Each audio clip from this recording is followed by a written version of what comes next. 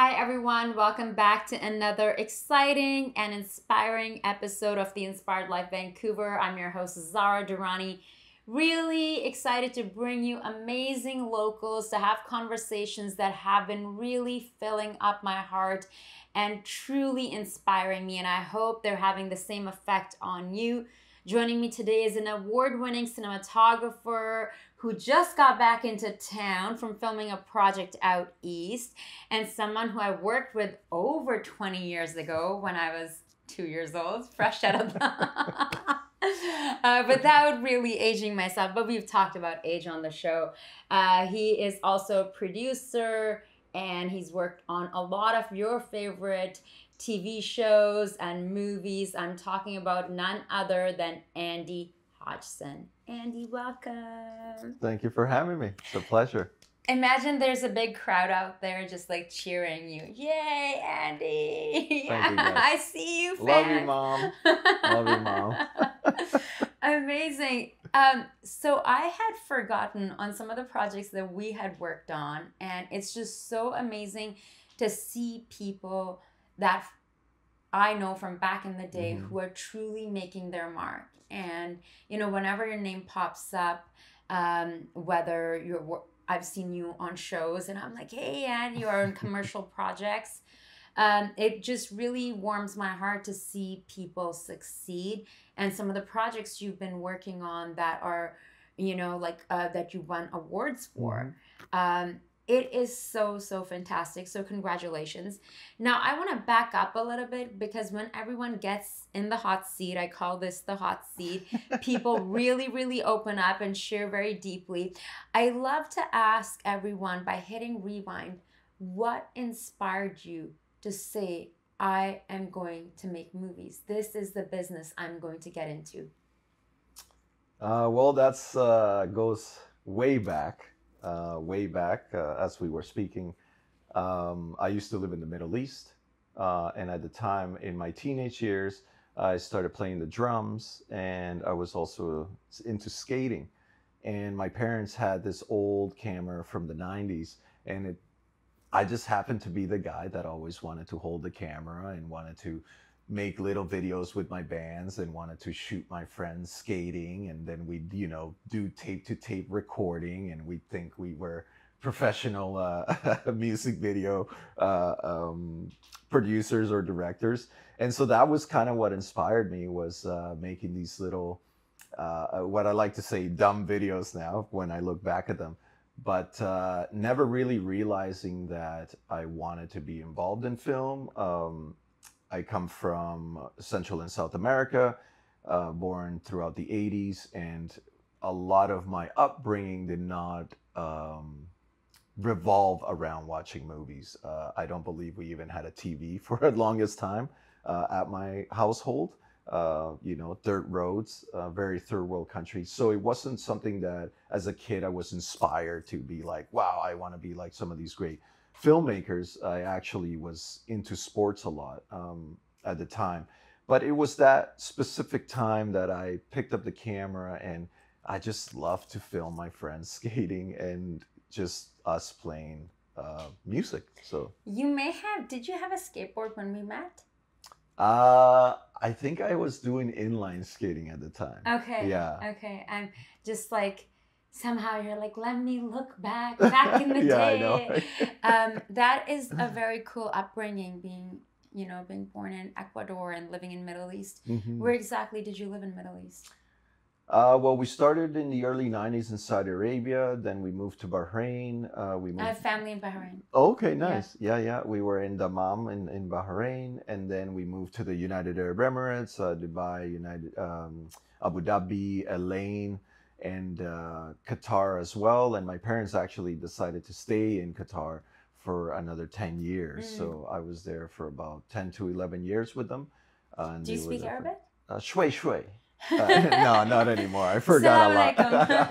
I forgot a lot of it. And also too, I just kind of knew like directional, like how to get to places or how to ask for things. So Like the my smaller French. things. It's Because another funny thing is that when I lived in the Middle East, I was actually learning English. mm, So it was I was going to ESL schools and I was trying to learn English because Spanish is my first language.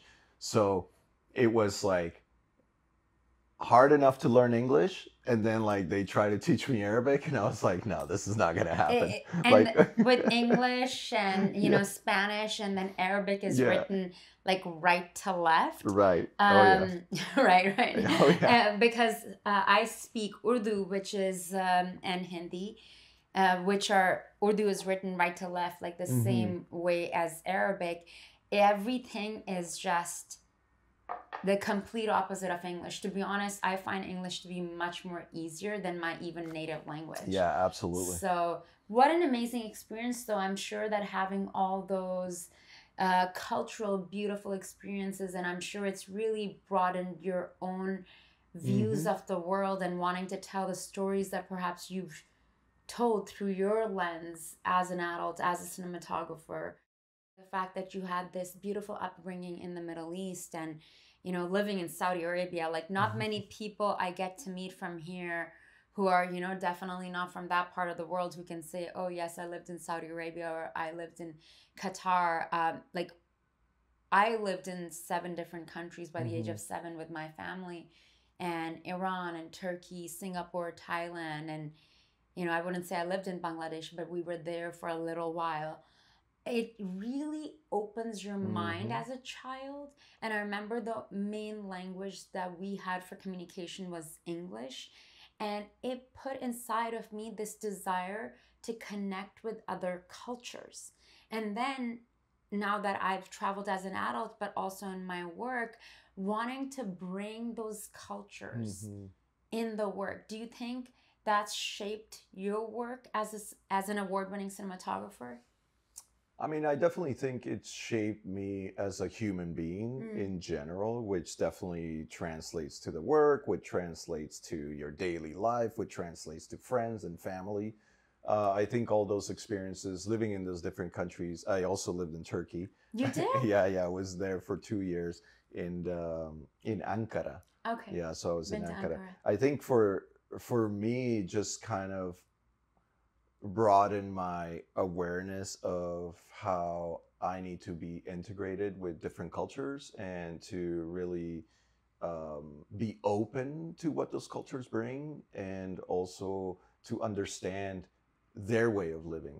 So I wasn't so sheltered in terms of like, this is how you need to live your life. So I was very open and very aware of where I was at the time.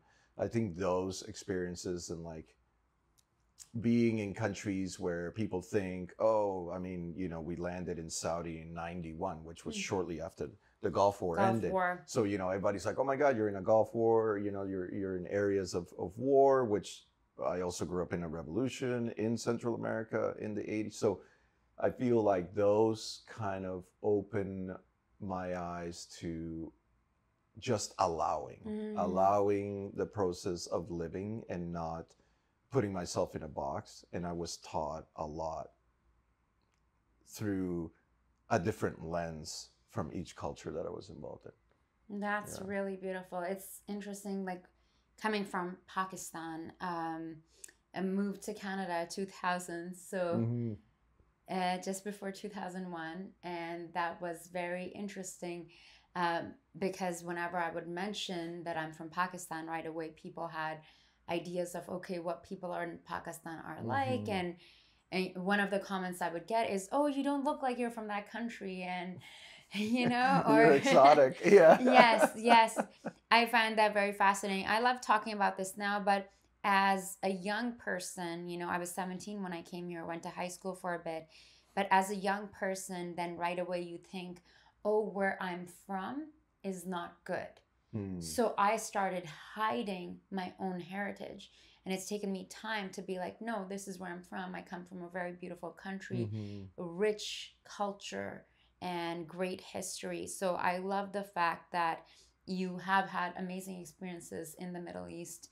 And, I have friends who go to those parts of the world and they say they're like, oh my God, that was the most hospitable Yeah, country exactly. I've ever been to. The food, the people, Yeah. no one wants you to pay, Don't everyone police wants you the to eat. media. Yeah, no, completely. Yeah. So coming to Canada and then studying film and becoming, I feel you've been in this industry, for a few decades Hmm. now.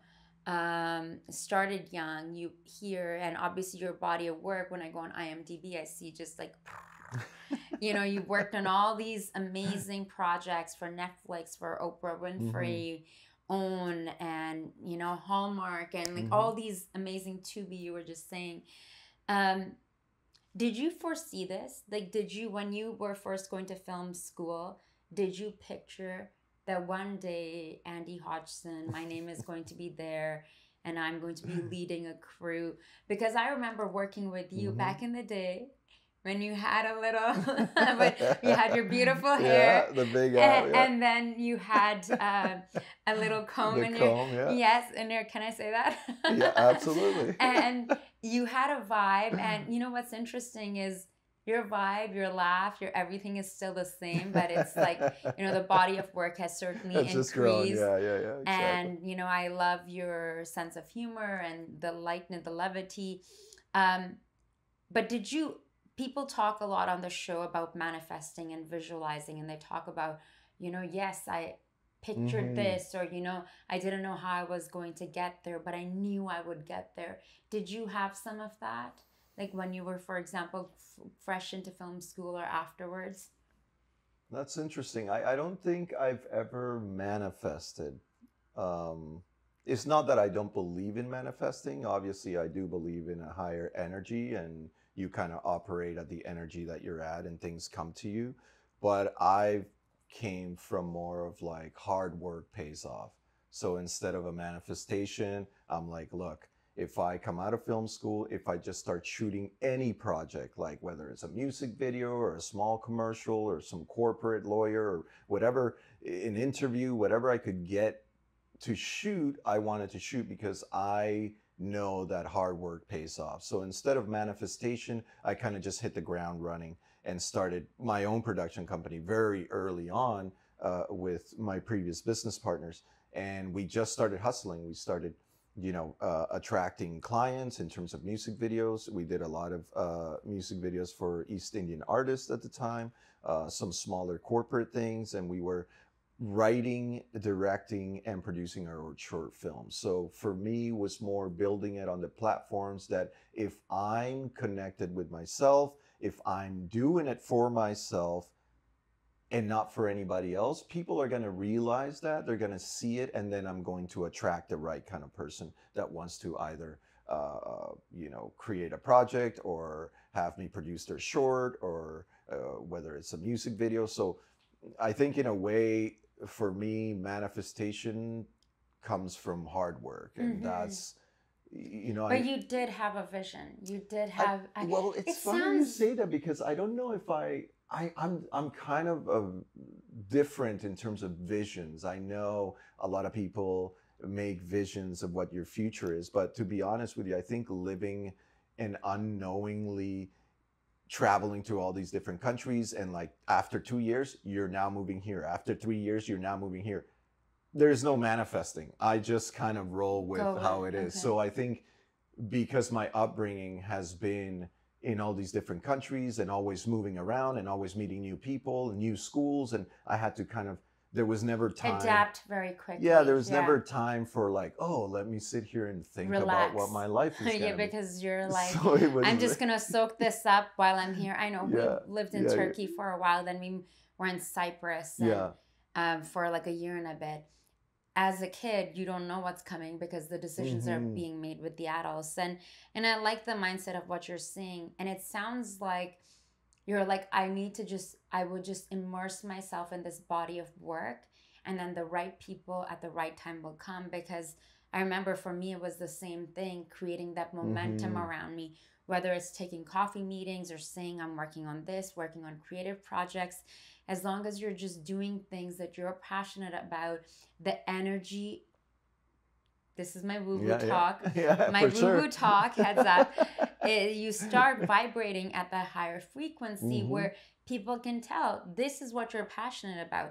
You're passionate about, I think, I forget what the project was. I think it was a commercial or show. And I came in and I saw you were the boss man. Like you were, I Mm-hmm. think, behind camera or a cam. I remember getting chills, to be honest, for you and the Mm. fact that I knew you. And I was like, man, this guy, like back in the day, working on the little projects that we worked on, Yeah. and seeing you, with your, I think there was a dolly and Yeah, the it was really dolly. Yeah, yeah. dark. I forget what project it was, but it's really great for me to see people, and the fact that I think when I see people succeed that I've known, I feel like that's a part of my Mm-hmm. success. you know what would you say has been the secret sauce to your success? Man, the secret sauce. A lot of Spanish salsa. I don't know if there's a secret sauce. I mean, in all honesty, things come to those who are putting in the work. Mm-hmm. I just kind of keep going with that. But I think for me, I the secret sauce that I think is that I did not buckle and conform to going to work in the industry as, for example, a technician. Mm. So when I had the opportunity to do that, I did go into the union and I worked as a grit for 4 years. But then I realized that it was taking my creativity away. Mm. So for me, I think my secret sauce is the fact that I just keep focusing on creating my own projects, Mm-hmm. right? And while I'm creating my own projects, I'm not only elevating my work, but I'm elevating myself, which kind of puts me at a good state of mind that yes, I am doing labor as a Mm-hmm. cinematographer for the bigger Hollywood, like, the networks, network TV and all of that. But also I'm grounding myself by, you know, writing, creating, producing our own work. Mm-hmm. And I think if you have a good balance between both of those, that's where the sauce comes in, because um, I'm not neglecting the sort of higher level of work that I do as a cinematographer, and I'm also bringing a higher level of work as an individual producing with my own company. So And that's really well said, and I can really relate, because I feel like I've done jobs which at the time I was like, okay, mm-hmm. for the financial, and we all Yep. have bills to pay. Yet at the same time, I could see how it was affecting my soul. Mm-hmm. And I would kept the logic brain would kick in, I have bills to pay and this and that. Yet at the same time, what makes my heart sing, and what is the calling? What is my calling? Like the guests we had earlier on, they were talking about having these gifts and talents that we are given, Mm-hmm. and it is our duty to use them. And am I utilizing my gifts? And part of my gifts, I know, is using my voice, and being an immigrant from Yeah. Pakistan, Muslim family, woman of color, and all these things in there. And I feel like the more that I use that, the more it allows other people the opportunity to be like, yes, I can do something like that. Mm-hmm. I remember my first interview on television. There was an article about me here in the local papers, and this wonderful South Asian host who had just gotten a show on Channel M back in the day. I don't know Oh, if Channel M. do you Yeah, yeah, remember yeah, them? yeah. Okay, so it was Taranam, and Yeah. and I remember being so nervous when she like brought me on, and I was like, "There's South Asian people on Mm. television." But that was Channel M, and back then there weren't people like me on the bigger networks. Mm-hmm. And now it's just so great to see that. And I often talk about growing up on Full House, and how I didn't really see Right. Yeah, people yeah, who yeah. look like me. What do you feel that has been like for you? I know we spoke about this a bit earlier, that now you're intentionally creating projects Mm-hmm. that you are passionate about. So tell me a bit about that. I think for me, it had been when I did my first little project called Neblina, and it didn't really go anywhere, which was actually great that it didn't. But I did it in Central America, and I did it just low key. I went to visit my family at the time, and I wanted to make a short film about entrapment and women being trapped in their homes because that happens a lot in our homes. You know, the husband goes to work, and the women are just kind of trapped in the household, and there's no opportunity for them. Obviously, now there is way more opportunity for women in third world countries, but you know, I always feel like it's kind of like this entrapment that they're at home. So I did the small short film that really didn't go anywhere, but I think it was a calling for myself to wanting to make projects that really mattered. So from there, you know, we did a project in El Salvador that speaks about women and violence. You know, we've done a couple of other feature films that are more based on around drug addiction and family matters. And recently, since the George Floyd events happened, because I represent myself as Afro Latino, so half Black and Latino, I really wanted to do something that I could put a stamp on it without having to participate in putting another black box on my Instagram or putting some article that spoke about, you know, the Black Lives Matter, which was really important. So I decided to take my ZERB money during the pandemic, which was like 8 to 10 grand or whatever, not knowing where the world is going to go. And I was like, you know what?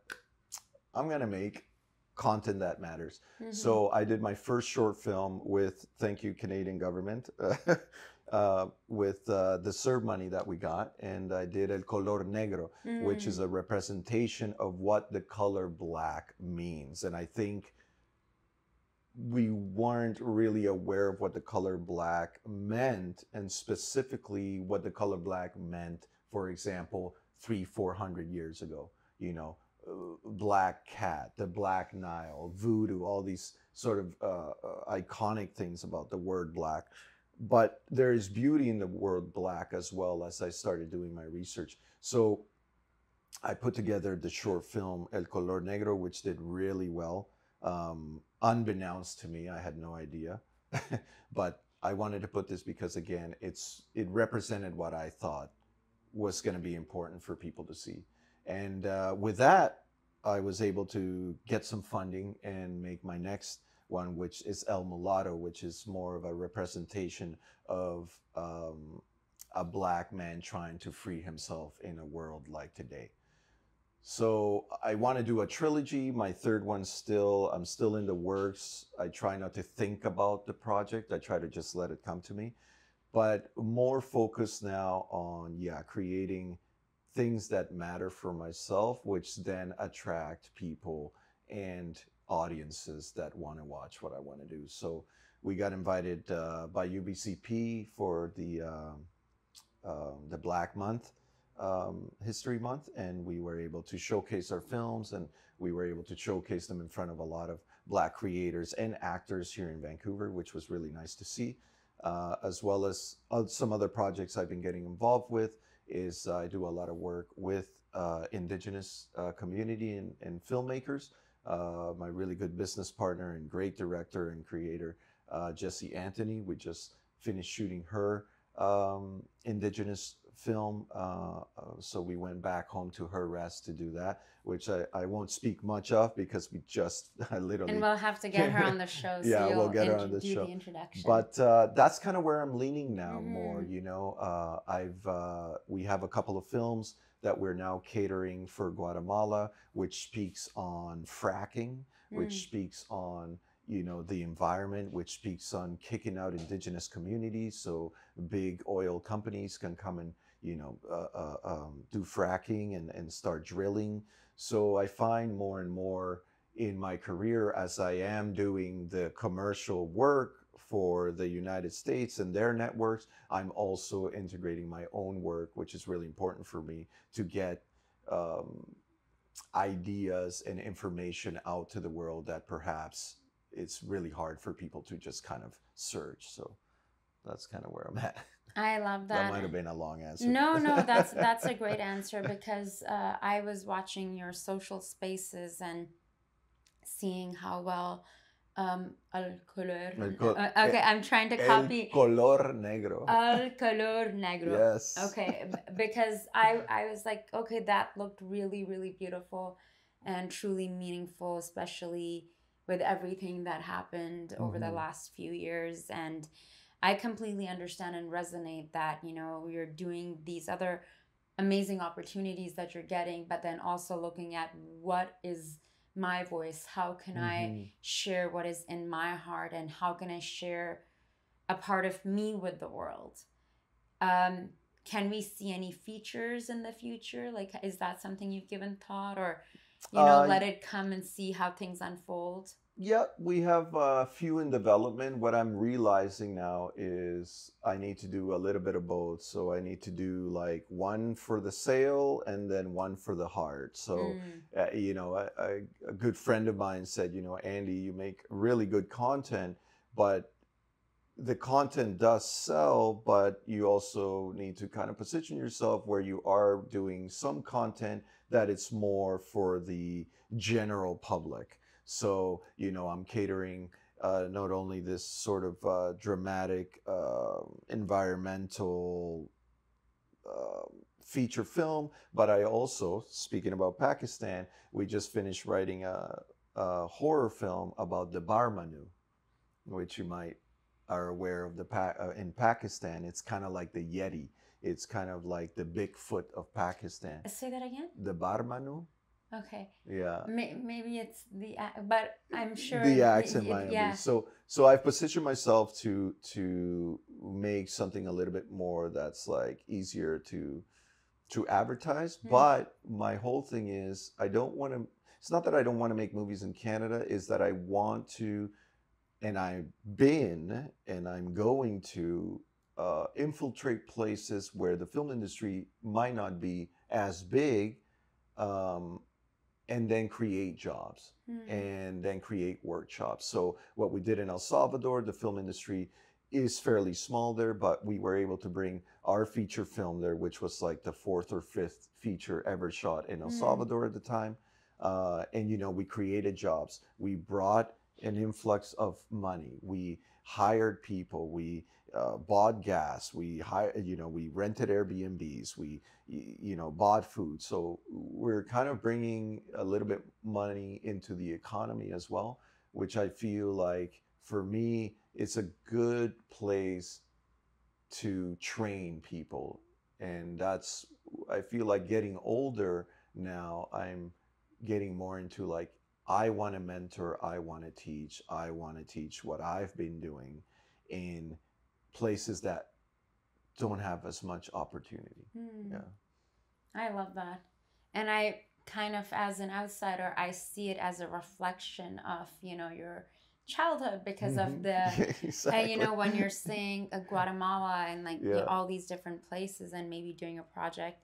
Are you guys thinking of filming that in Pakistan then? Yep. Yeah, wow. Okay. Pakistan, hello, you have to bring your sister with you. Absolutely. Yeah, absolutely. Pakistani translator,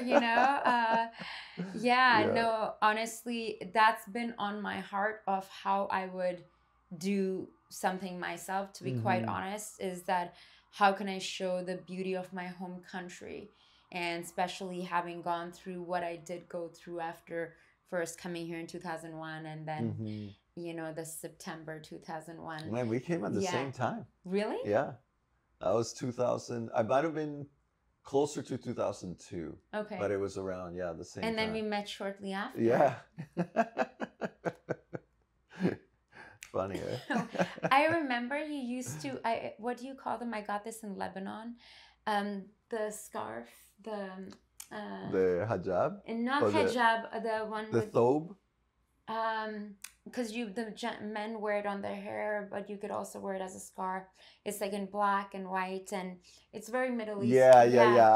I had I a think you bunch. used to have one of those I because had a bunch of those. Yeah, you yeah, used to yeah, wear yeah, them, and yeah. I was I like, don't this anymore. person is Yeah, very yeah, interesting, and you used to wear that, and when you were yeah. filming, is But I that's wore just them as scarves. yes, Yeah. no, I So remember that. instead of on the yeah, Yeah, yeah, no, yeah, you wore it as I just had a the reason why I say that because I just got a yeah, yeah, flashback of yeah. you I wearing it remember that. and Wow, being you like got good memory. I'm a very That's good. visual That's person, good. Yeah. so I look at people's features, and especially Hmm.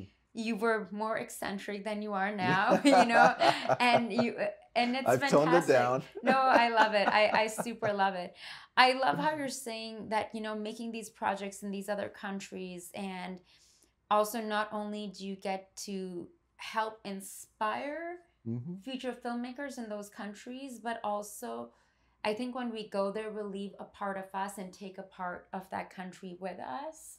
And, you know, having lived in Paris and then traveling, I was in Morocco, walked barefoot in the Sahara Desert. Oh, it's beautiful. And you know, I was like, I need to take off my shoes for this Hmm. opening of this segment, and chills just running down my back, my spine, that how many people have walked Yeah. on this sand, you know, and over centuries, like, and it's all just sand.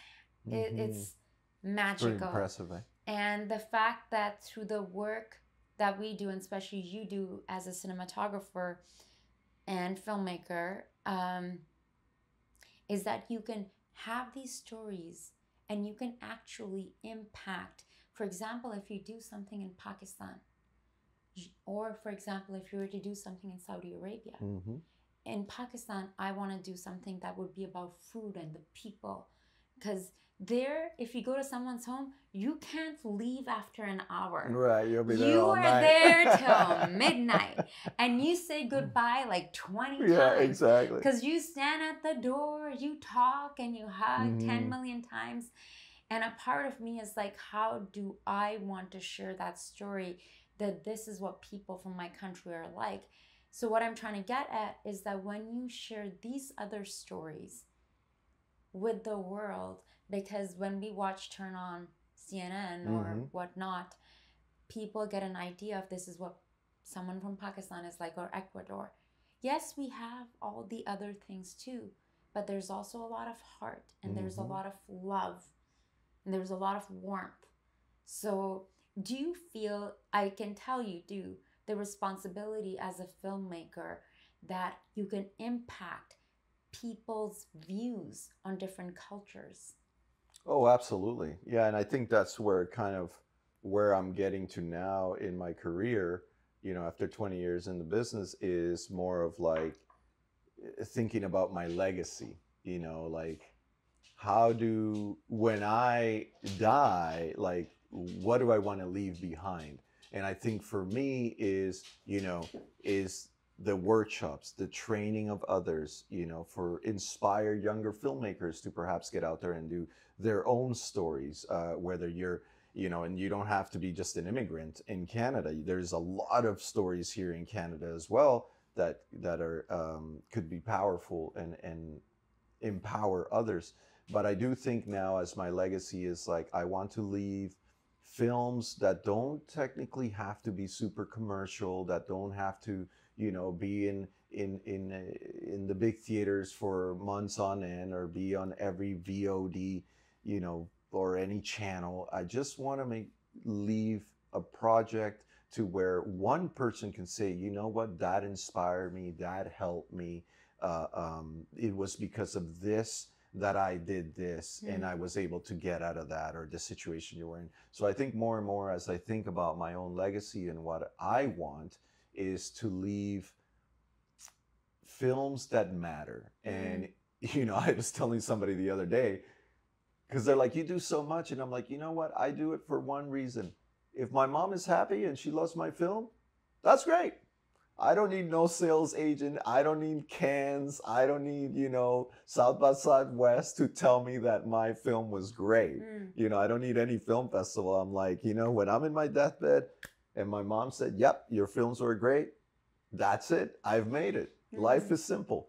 So yeah, definitely it's inspiring others to get out there and do the work for themselves and to tell the stories that they want to tell instead of being influenced by, whether it's the media, whether it's the social media, whether it's other movies, and I think that kind of touching back to the fact that I didn't grow up watching movies, right? So I was not influenced by that. Like I grew up playing in dirt roads, climbing mango trees, I grew up like, climbing you know what mango I mean? trees. Like That's what I did in Pakistan. right? So In my grandmother's house, we yeah, have like exactly. 10, 20 mango trees. And in summertime, that is, Mhm. and the whole That's what you do. Yeah. the whole contest we had between me and my brothers Yeah. and cousins, because I grew up with boys, was all about who can find the juiciest mangoes. Exactly. And we would go and claim the tree at like 10 or 11 Yeah. in the morning, and I'm just gonna sit up there. That's funny. Wow. We used to climb the tree. For me personally, it was to find the greenest mangoes because I love to eat green mangoes with salt at the time. I don't know why. It was my thing. But yeah, definitely. I think it is allowing others to utilize their memory and kind of what they grew up in and to free yourself and make the project that you want to make, right? Instead of conforming, which I am kind of now, definitely, by, making a horror film and doing a few other more advertised projects, right? Which is good as well. But it also shows your talent. Yeah, It's because you're talented and you're in demand, and you get on these amazing projects, and then you can also be like, no, I'm gonna do something, the one for the heart and the one for everyone. Exactly. Yeah, exactly. The one for the pocket, the one for the heart, and the one that keeps me living in Yaletown, and the one and the one that I might be living in, in the boonies. I love that. We were talking earlier about, before we started rolling, entrepreneurship, because being an artist, it's a lot about being self-employed, keeping yourself inspired. Our show is Inspired Life, and back in the day when I did my show Life and Style Bazaar, which was all about spirituality and healing and different healing practices and modalities, just done my yoga teacher training in Bali, and I was very fascinated by, because there's a part of us that we project to the world, and there's a part of us that where we sit down by ourselves and where the inspiration comes. For me, that is sitting on my patio, journaling, having my phone on airplane mode, and just listening to flute music from like Pakistan or India that I have already downloaded, and really getting into the zone. What does that process look like for you? Where do you get your inspiration from, or your energy to like write something, or the ideas, Like for me, I need to sit down and have a bit of discipline around that. I do get ideas when I'm just walking around and doing things, but I also need to have a practice. So what is that like for you? It's a little bit different, I would say. Different but the same. I think my first 10 years in my career, I was not allowing myself to kind of just generate ideas or just to be more confident within myself, to just kind of put whatever I wanted on screen. And then the process kind of changed when I started doing a lot of therapy in my early 30s. I reunited with my biological father after 27 years. So I think a lot of emotionally and mentally, I kind of became more aware. And so I had just kind of allowed the process, and I stopped comparing myself to others in terms of filmmaking. Why is this person getting that job? What did I not get that job? And the minute I kind of just allowed the process, I think things started coming into my mind and ideas. Lately, over the last few years, I've been heavily more into meditating, and I've actually now gotten into more psychology through my therapist and kind of working on myself. And I think the more I work on myself, the more inspired I am when I get an idea to kind of put it down, because I'm more secure within me and with my own work, being an entrepreneur or somebody who has their own painter or filmmaker or sculptor, like you always criticize your own work, right? And I think now in this process of self-discovery and self-help, like helping myself to live a better life, it's just allowing me to generate better ideas. I love that. And thank you so much for sharing that. Really appreciate it. I certainly believe that we have to clean that debris within. Um, Earlier, we were talking about, and I've had this conversation a lot with female actresses and models and even entrepreneurs, that sometimes being as a female in society, we have been, you know, it's almost like we're competing against each other. And then if you add to it, if you're Middle Eastern or South Asian, and because for so long, like as a model or an actor, there was only one South Asian, Right. like actress, Yeah. or, this And they or get that. hired all the time. Yes. Or, and then I've come to the place of, and I've shared openly here that I did struggle with that. And I've come to the place of, wow, that's amazing that you're doing that. And I'm so happy for you, and you inspire me. And what can I do? And how can I learn from you? And what can I do? And how I can lift you up even more. And then the fact that your success is actually my success. I'm not sure exactly when the switch happened, but it did happen over the last few years. And it did require therapy and journaling and the inner child work and meditation, meditation. Is that something that you ever talk about with, of course, you're here. I used to teach yoga.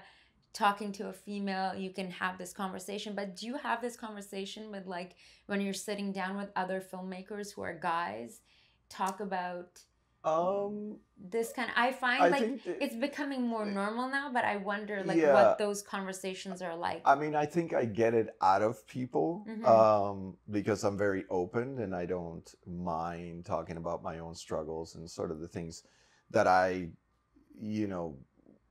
misrepresented myself when I was younger, and kind of not in alignment to how I am now, which is absolutely fine because I feel like life is stages, right? If you are growing this way, you also have to grow mentally, physically, emotionally. You can't just kind of grow tall or short, right?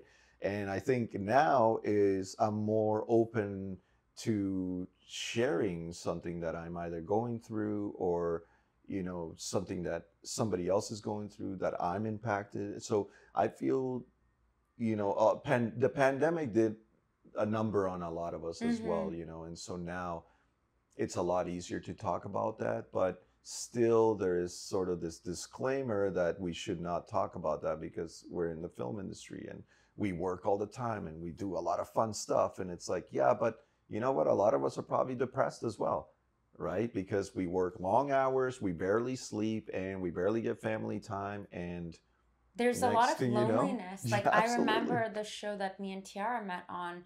I was working behind the camera, and when I feel like when I'm doing that, I'm not on my path.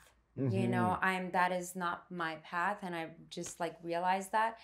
And then the other was, by the time Friday would come, I would come home, and I don't know where this would come from, but I would just be so emotional. And it's the hungry, angry, lonely, tired. Yeah. And it was the lonely part. And then I would make myself a bath, and I would just have this release and that's really fascinating that it's just accepted in our industry to work those hours without the impact on the physical, the mental, the emotional health. And then, I think obviously if you have a family at home, it impacts that. But then if you have no one to come home to, it has a different impact on your mental health. So I'm very grateful that you're sharing very openly. What advice would you give to your younger self? I think for me was comparison. Again, I don't know why. but I was very competitive, and I would compare myself. Um, I would judge my own work, which is kind of crazy, but now I kind of just let my work go out in there, and I'm like, run away, child, you be you, and whoever tells you you're not good, I don't care. And if you are good, that's great. So Yeah. so I think a lot of that was just like self-acknowledgement, like really not thinking that I was good at what I did. Um, but others would tell you, and then you're kind of like, oh, they must be crazy. And also too, like, with social media, there's a lot of tension that goes into social media, because you could be scrolling and seeing other people, and everybody's busy, and everybody always wants to post, and so I kind of refrain from that as well. And I actually stopped posting a lot on my feed. So now I post maybe once every 3 to 4 months to 5 months, because I've started kind of staying away from that other side where we just kind of compare ourselves to what everybody else is doing, and then you feel like your work is not good enough. So that's definitely one big advice, um, that I definitely tell myself is, stop comparing yourself to others, people. You got you, and that's all you need. I love that. Is there a particular movie that you have worked on or a show and the people that you worked with that you're like, somebody pinch me? Is this a dream? I can't believe I'm working with this individual. I can't believe this is happening to me. I mean, I think that's almost every project I do. I recently shot a horror film, um, for Tubi, and I've never really shot horror. I've done thriller, I've done drama, and the director wrote Saw 4, 5, and 6. Wow. And I was like, wait a minute, like we all saw those movies. And here I am, like, They were these global phenomena. Exactly. And literally, I'm like, now he's on my phone. We chat all the time. He's back in LA. I just worked with him for 2 months. He's my homie. And I'm like, you're sending memes and gifts. Yeah. And like, we all used to watch Saws. Like, who didn't watch the Saw movies, right? So that was just recently, I would say that was kind of cool, to have Marcus be the director to this horror movie. And he really allowed me to play within that genre, but also taught me a lot about horror, because again, it's not a genre that I'm really into. It's not something like I would, right away go watch on a Friday night.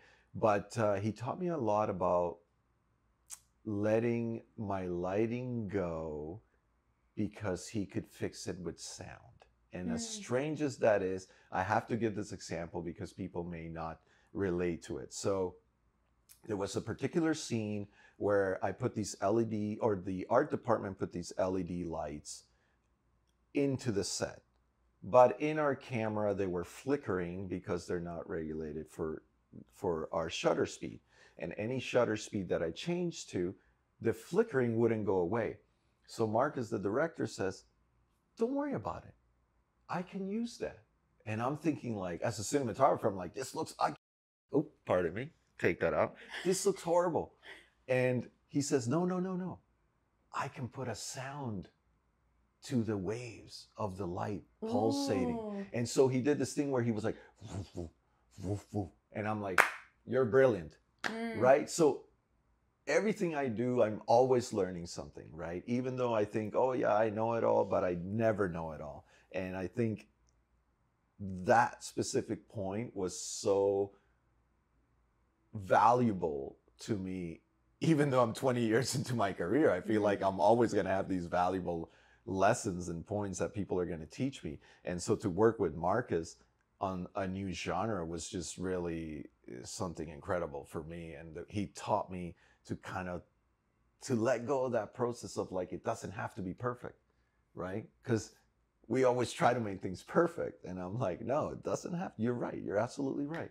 So yeah, that was definitely one defining moment just recently. There's been a lot of defining moments in my life in terms of working with actors, or like the time I worked with Jessica Biel, or I met Tom Cruise, or you meet all these people, and they're just regular people, to be honest with you. But I want to ask yeah, all about Tom Cruise because before we started this morning, yeah, I was watching some of his press interviews from the latest Mission Impossible. I can't believe he's 61. yeah, and And he's he's still doing doing all all these his own stunts. stunts. Yeah, absolutely. And he's talking about jumping out of planes and Hmm. lower altitudes. And I remember going in Hawaii and jumping off at like 10,000 Yeah. feet. And what did you work with Tom Cruise on? So at the time, it was way back in the day when I joined the union, just as a technician, as a grip. I did the Mission Impossible. I don't remember which one it was, but with the carport, where they had that the chase scene in the carport. I think took part in Dubai, but they shot that part here. So I was on that unit for a couple of weeks, shooting that whole unit. And at the time, my afro was really big, and he came up to me and he's like, "Hey, you're new here, right?" And I was like, "Oh yeah." And I love you, Tom Cruise, but man, he was short. And, and I was like looking down, I'm like, "Oh, hey, how's it going?" And I was just really in awe that he notices everybody on the crew. And even if you're new, he like came up to me and just say hi, like, "How you doing?" He just seems like like a very personable person. Like you can, like he is like the mega star. Like right, he is yeah, a yeah, movie star. You can tell like through his smile. Mhm. Like I watched this 20-minute interview with him. He's super engaged with everyone on the show. Yeah, absolutely. Talking. They're not like it's the old style. Yeah. He is the old and I can't believe dude's 61. Well, that's why I was like, "Why are you talking to me? I'm just like a grip on this show." Like, why would you say hi to? But he came up. He's like, "Hey, I haven't seen you here. You're new here, right?" I'm like, "Yeah, I'll be working the next few weeks." And yeah, it was it was quite nice. It was quite nice because I have worked with others who they don't acknowledge you. Not gonna mention any names to those Hollywood actors, but some Hollywood actors, yeah, they just don't acknowledge you at all. Recently I shot a film with Sybil Shepherd, which was kind of another big wow. Even though she's now elderly, she was the main girl in Taxi, but with Robert De Niro. So that it just kind of all came back, and just to be able to work with some of these people is kind of incredible, because you do grow up watching these movies and you're like, "Oh, now they're on my show. Now I'm lighting them. Now I'm like working with them." So it's been quite interesting. But I always stay humble. To me, any big star is just a regular person to me. I don't look at them as like, "You're greater than me." I mean, maybe your bank account is, but that's about it. But it's still those moments, Yeah. like you're saying Taxi or even Tom Cruise. And I forget what movie it was. It was a commercial that I worked on, and it was for NASCAR or something back in the day. Mm-hmm. And the DP had worked on Mission Impossible. Oh, okay. And I think he was German or Swedish or something like that. And I was like, man, he's worked with Tom Cruise, and now he's the it's like, or it was the DP or director, something like that. I thought those moments, they mean something to me, because I learned English by watching movies in Pakistan. We had two channels, We had CNN and BBC. It was like CNN in the morning, BBC in the evening. Great. Yeah. And then it was the PTN, the Pakistani network. And that was all we had, right. So for me, I always still get like, but those moments are coming less and less, I think, for me, just because the more you grow in the industry, it's like several decades. It's like, but it is great. It is great to meet great filmmakers and actors, and be able to work with them, alongside them, and create ideas. And so What advice would you give to anyone starting new in the industry, whether as a filmmaker or a cinematographer? The industry's definitely changed a lot lately, over the last, I'd even say 10 years, with, cameras being so accessible. Now people can shoot with their iPhones. It's so you can, case in point. Case in point, yeah. Which I love the little cage you got going on. It's a great setup. And nothing against anybody, but I would definitely say, like, if you are looking to do it, just get out there and shoot. Because nobody is going to give you a handout, and if you do get a handout, that's great, right? But if you keep focusing on yourself and just get out there and shoot content, keep shooting content, upload the content, if it means something to you, that's when I get you moving forward. So get out there and shoot, people. I love that. Put the projects together and shoot the project. That's how we met. Shoot me now. Yeah, shoot me That's now. what it was called back in the day. Oh boy. That is full circle moment right that there. So right funny. there. Get right out there. and shoot. One last question before we let you go today, and hopefully you'll be a neighbor soon. So I would be like, hey, Andy, help me with my lighting setup. The show is called Inspired Life Vancouver. Is there a particular spot in the city that you like to go to, whether it's a cafe, restaurant, outdoors, to fill up your cup? Well, lately, because it's summertime, I definitely like to go out on a nice nature walk. Also, I've gotten into golf. Really? So I've been golfing a lot. But I don't golf to say shoot really well. What I really enjoy about the game is practicing mindfulness.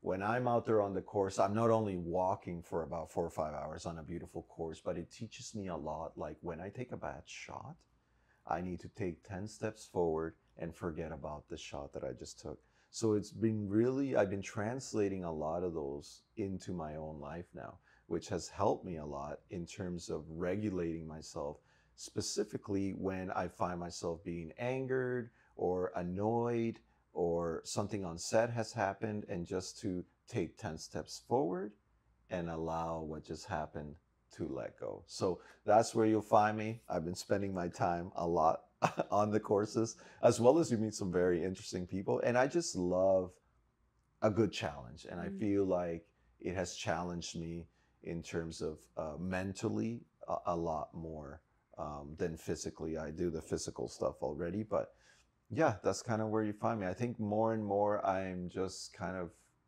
reverting back to nature and to things that I really enjoy, that I'm passionate about, that are also going to translate into how I run my life. I love that. Thank you for sharing that. And I think it's important to have other hobbies and interests that are directly related to the industry, because I think for a long time, there were a few years that I wouldn't even take vacations because I was like, what about auditions? Right, yeah. I gotta keep busy. Yeah, I know. And the funny thing is, going to Paris, living in France for a couple of years, they take their vacations so seriously. They take rest and relaxation so seriously, because that is what rejuvenates you and gives you the energy. And just like when we sleep, and the disconnect is so important. Like we were talking about the phones and social media and everything. Thank you so much for sharing. Thank you for having me. I feel truly inspired. You're inspiring me to meditate more. Yes. And you're going to hopefully be a neighbor soon. Absolutely. And even though you're just a couple of blocks away. I'm a neighbor already. Already. Andy, thank you so much for coming. Thanks for having me. My pleasure.